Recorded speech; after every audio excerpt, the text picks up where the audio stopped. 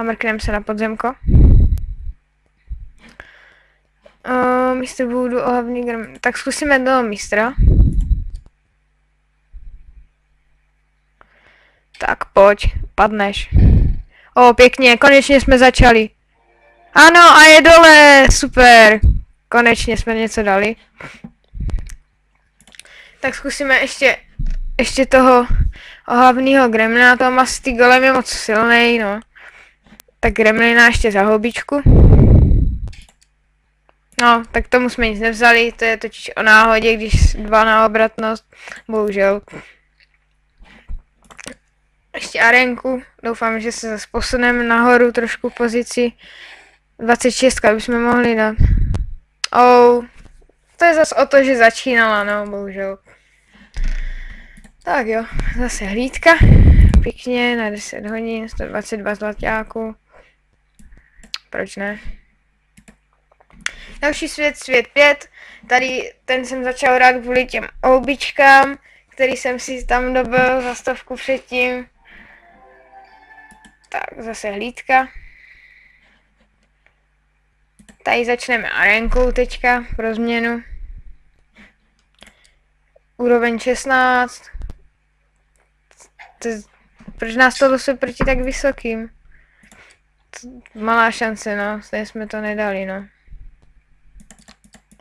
Tak, zase si vylepšíme něco málo. Víc goldu nemám, takže bohužel víc nemůžem.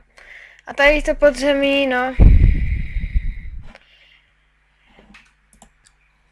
Tak pojď, vampíre, musíš padnout.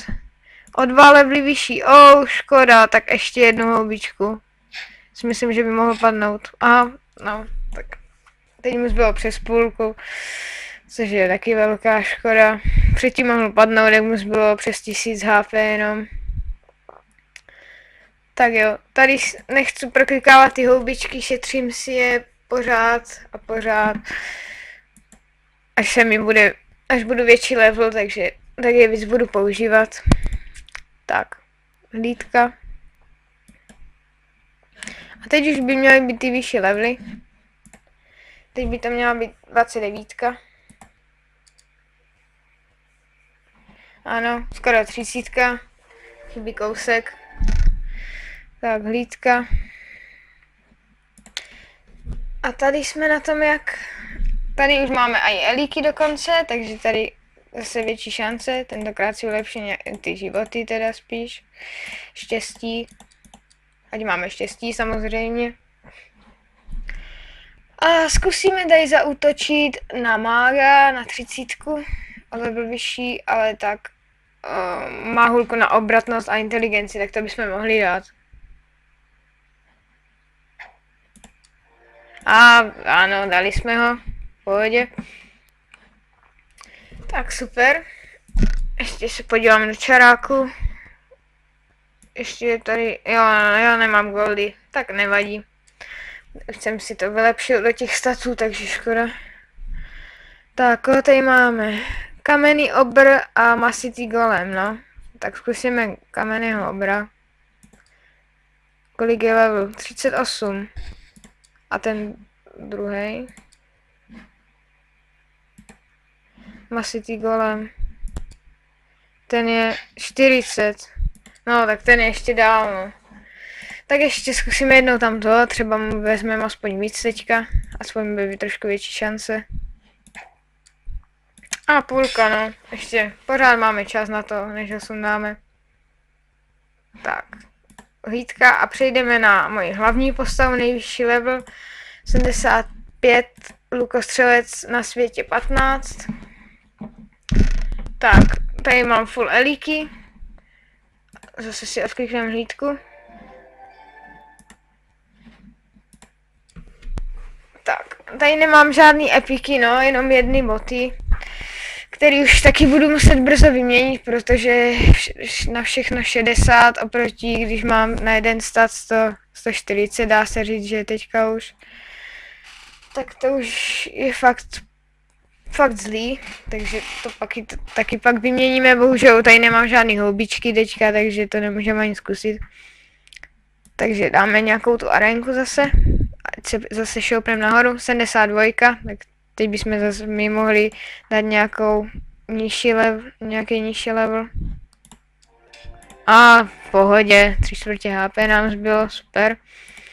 Podzemí, tady opravdu nevím, koho mám mít, asi toho piráta, protože jakoby by měl být nižší level, 96. No, chviličku to nechám, ale spíš to, no, bere nám hodně, mimo moc ne, no. A tak uvidíme. No, pod půlku, no tak zase nebylo to úplně tak zlý, ale taky ne nejlepší, že? Tak a poslední svět, kde jsem čekal na vás, protože si tady konečně za hlídku dostanu goldy a koupím si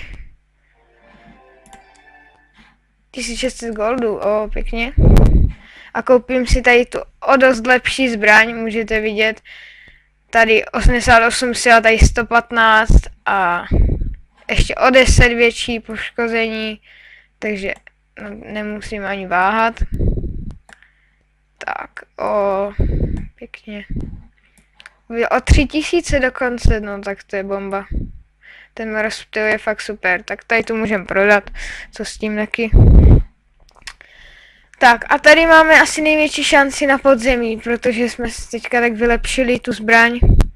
Tak tady dáme tady tu 51, tam musí jít níž, prostě. Tady nemá co dělat, tady mezi vyhlasem 9220. Tak trošku trapas. Když nás sundala o 9 levelů nižší, tak trošku blbý, no. Nevadí, tak aspoň do podzemko doufám, že dáme. Pepa Slavík. Obluda. Zkusíme tu obludu, ať se posuneme blíž k ukončení toho 3. podzemí. Tak tu jsme taky nedali, 76. No nevadí, tady potřebuju se asi víc vylepšit, protože tady je to fakt asi slabý, podle toho, že nás sundala 51. Tak a tohle byla poslední postava, takže já bych to nějak shrnul. Podařilo se nám, myslím, jedno podzemko, což nebylo tak úplně nejlepší, ale zase to nebylo úplně nejhorší na první let's play. Takže já myslím, že se to docela povedlo, takže myslím, že se můžeme rozloučit. Budu rád za každý like, komentář i případně odběr, takže myslím, že je to všechno. A čau.